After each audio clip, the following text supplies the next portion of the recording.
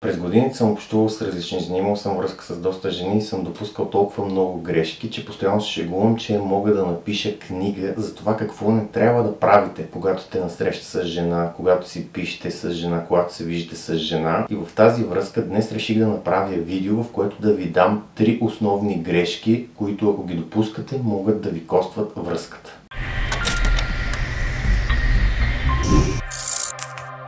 Първото, с което мисля да започна, е споделянето. Всеки от вас, който е бил в сериозна връзка, е минал през този етап, в който жената постоянно му говори нещо. И ако се заслушате по-внимателно в това, което ви казва жената, ще разберете, че тя ви споделя важна информация. И много често ние мъжете не я възприемаме много добре тази информация. Реагираме остро, не слушаме внимателно, показваме незаинтересованост, което по един или друг начин отдалечава жената от вас. Което е една голяма грешка. Защо? Първо, по този начин вие разбирате много за жената до вас чрез това споделяне, защото тя ще ви споделя всяко едно нещо, което й се е случило през деня, което е направило впечатление. Защото жените като цяло обичат да споделят. Те имат нужда да говорят. И много често от нас се иска само да слушаме. Когато се чуете дали жената има нужда само да бъде изслушана или да се намери решение на проблема и не сте сигурни, можете да я попитате. Скъпа, в момента искаш само да те изслушам или искаш да намерим решение на проблема, за да се уверите дали тя има нужда да се намери решение на този проблем, за който ви споделя. Но общо взето в повечето случаи жените просто имат нужда да бъдат изслушани. И така, вие ще получавате, както споменах, много важна информация. С кого се общува, кой е заговорил и така нататък. Жената сама ще иска да ви дава тази информация. Тя няма да има търпение да се преберява вкъщи и да ви сподели какво й се е случило през деня. И от вас просто се изисква да слушате, но тук можете да сбъркате много лесно, ако проявите някаква остра реакция, някаква емоция и можете по този начин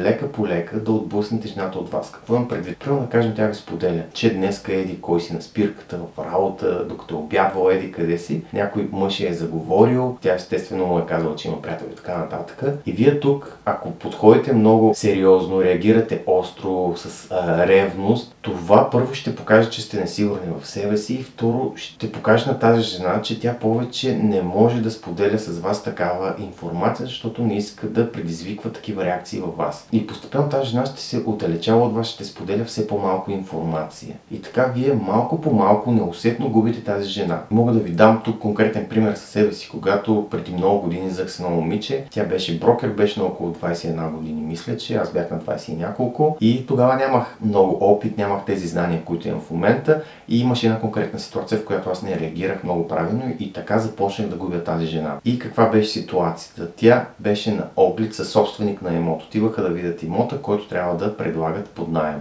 След огледа, понеже това е бил на нея последния оглед, той е предложил да я закара до тях, обаче по пътя казал, трябва да през къщи да взема нещо. Някакъв богаташ, къща с басейн, нали, отишли на басейн, казва така и така сме тук да те почерпя една бира и така нататък. Явно, така както ми разказа историята, той се е опитвал да я сваля. Тя като се прибра вкъщи, веднага ми се обади да ми разкаже тази ситуация. Аз тогава, нямайки тези знания, този опит, оставих емоциите да вземат превес и тогава едва ли не и се скарах как може да е толкова безотговорна, толкова лекомислена, толкова доверчива и така нататък. Този мъж може да се възползва от нея и тогава усетих как тя започна да споделя все по-малко, как се обиди и така нататък и тя тогава реагира. Аз просто нямах търпение да се прибера вкъщи, да ти се обади, да ти споделя тази история, ти защо реагираш по този начин. Искам да ви кажа, че по този начин вие наистина отблъсквате жената до себе си. Може да й се случило нещо и да иска да го сподели с вас и ако реагирате по този негативен начин, вие ще отблъснете. Аз искайки да покажа, че съм загрижен за нея, реагирах по този остър начин и я обидих по този начин, защото не знаех в онзи момент как да реагирам. Затова в такива моменти е хубаво да премислите малко ситуацията, пак можете да поговорите с спокоен тон. Абе, мило, загрижен съм за тебе, но не се ли притесняваш, примерно, че може да стане нещо, да се възползва от теб и така нататък. Много е важен и тон. Ако реагирате прекалено остро, ако показвате някаква ревност, когато ви разказват такива истории, тази жена ще започва все по-малко да споделя. Затова е толкова важно наистина, когато жената има нужда да сподели нещо с вас, просто да ги слушате търпеливо. Дори можете да пуснете някакъв базик, примерно да кажем, ако тя ви е разказала някаква история, как някой се е опитал да я заговори и тя го отрязва и да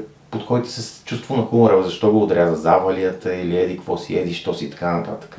Важното тук, което трябва да разберете е, че наистина трябва да сте търпеливи, да не позволят на емоциите да взимат превес и така Ще получавате информация от половинката до вас, без да се налага вие да я питате къде ходи, какво прави. Тя сама ще иска да ви споделя. От вас се изисква само да я слушате и да я изслушвате и да проявявате разбиране. Следващото нещо, което може да убие връзката, малко или много се припокрива с първото, а това е прекомерната ревност. Дадох ви пример. Да кажем, половинката ви споделя, че еди кой си е заговорил и вие реагирате прекалено остро. Ма кой то? Сега ще отида, ще го смажа. Няма да ми заговаря така половинката. Или няма да говори с други мъже и така нататък. Имам наистина много ревностни мъже, които се опитват даже да контролират половинките си. Няма да ходиш там. Ма защо трябва да с тези, с онези? Което убива връзката. Първо защо? Защото мъж, който е прекалено ревнив, той показва на тази жена. Той дава индикация, че той не вярва в себе си. Той се чувства застрашен от другите мъже. Тоест, той вярва, че те имат качества, с които могат да му откраднат половинката. Това показва, че той е неуверен. Другото, което е на тази прекалена ревност, показва на тази жена, че той няма доверие. Аз ти нямам доверие, затова ще те контролирам, затова постоянно ще ми даваш отчет къде си, с кого си, ще ми носиш касови бележки от заведението, в колко часа, къде си била, за да знам. И наистина има толкова контролиращи мъже, които ги е страх да не загубят половинките си и по този начин, държайки се така, те губят половинките си. Защото това ще се превърне в една токсична връзка, в която тя ще се чувства затворник, няма да се чувства свободна. Знам, че това е много трудно да се преодолее, но с годините трябва да се учим да потискаме ревността си. Да, има една сладка ревност, която е хубаво понякога да си показва, но говорим за много малка, сладка ревност. Но прекомерната ревност е убиец на всяка връзка. Знам, че е много трудно да потиснете това чувство във вас. Все пак сме хора, не сме роботи, не сме машини, но колкото се може, се опитвайте да го потискате това нещо. Да не проявявате прекалено голяма ревност, да не проявявате контрол върху половинката си, защото старайки се да не я загубите, вие ще я загубите. Трето много важно нещо, което искам да сегна в това видео е да кажем, когато по някакъв начин, примерно сте убили половинката си, или тя вече не се чувства толкова сексуално привлечена към вас, объркана е, не знае дали все още ви обича, дали все още я привличате и може да има нужда от малко пространство. И тя ще го поиска това пространство по един или друг начин. Примерно ще седнете да проведете онзи неприятен разговор, че има нужда малко да остане сама или че иска да се разделите. И тук е много важно вие как ще реагирате. И обикновено като хора ние как реагираме. Искаме да покажем на този човек, че много го ценим, че много държим на него. И обикновено тук правим голяма грешка, защото ние казваме: ама аз много те обичам, много ще ми липсваш, не искам да се разделяме, къде сбърках, кажи ми, ще се променя. Започваме да ги обсипваме с подаръци, мили жестове, с което постигаме точно обратното. Отблъскваме тази жена. Дори усещате, че в този момент започвате да се унижавате. Вече не сте този мъжкар, в който тя се е влюбила. Първоначално можете да си мислите, че сте спечелили тази битка, защото тя може да ви съжали и да каже: добре, ще остана с него, виждам, че му липсвам, трудно му е, но сте я сдържали за седмица-две месец. След това тя ще си тръгне, защото вие по този начин я отблъсквате още повече. Показвате, че сте слаб, че не сте този мъжкар, който тя иска до себе си. И какво трябва да направите вместо това? Когато следващия път половинката ви каже, че иска пространство, иска да си дадете почивка, е хубаво съвсем спокойно да седнете да поговорите с нея, да кажете: да, скъпа, много те обичам, държа на теб, но напоследък и аз усещам, че нещата между нас не вървят много добре и честно да ти кажа, и аз съм си мислил, че трябва да си ядем малко почивка. Или може да подходите с чувство на хумор, когато тя ви каже, че иска да се разделите, да й кажете да ти помогна с багажа, може да ви кажете: да, обичам те, държа на теб, но ако мислиш наистина, че ще си щастлива другаде с друг, ще те пусна. Тоест, когато подходите по този начин, проявите разбиране, показали сте, че държите, не обичате и точно заради това ще я пуснете.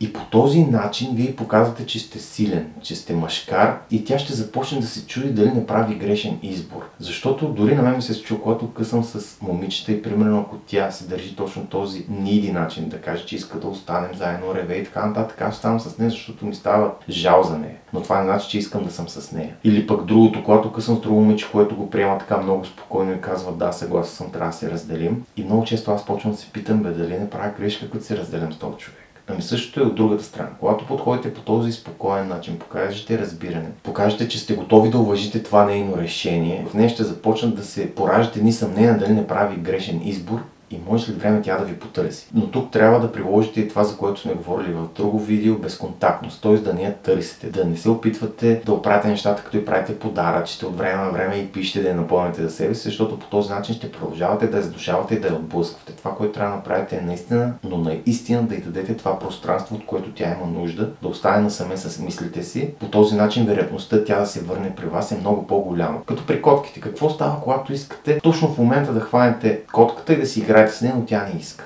Тя започва да ви дере, да ви хапе и да се опитва да се отскубне и да избяга от вас. И когато я оставите на мира и си седнете и си вършите работа, четете си книга, лежите си, какво става? След час-два котката сама идва и се присламчва при вас. Така и с жените. Когато жената иска да й дадете пространство, това правите. Давате й пространство. Оставяте я на мира. И в момента, в който й залипсвате, тя ще се върне при вас. И вижте, че това е правилният начин, с който да спасите връзката. Така че пуснете я, проявете разбиране и ако има шанс да се съберете отново, то ще се случи, но трябва да оставите жената да ви потърси. Надявам се, че с това видео съм ви отворил очите за някои неща, бил съм ви полезен, интересен. Ако е така, ударете палеца нагоре, абонирайте се за канала, ако все още не сте. Чао и до следващия път!